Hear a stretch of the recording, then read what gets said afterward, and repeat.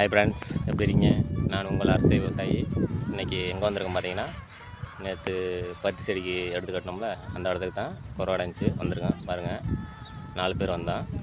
நம்ம வீடியோவை சப்ஸ்கிரைப் பண்ணிட்டு பாருங்கள். வீடியோ பிடிச்சிருந்தா ஷேர் பண்ணி விடுங்க. விவசாயம் பிடிக்கும்னா சப்போர்ட் பண்ணுங்கள். பாருங்கள், நாங்கள் விவசாயத்துக்காக எவ்வளோ கஷ்டப்பட்டு பாடுபடுறோம் பாருங்கள். எங்களுக்கும் கொஞ்சம் சப்போர்ட் பண்ணுங்கள்.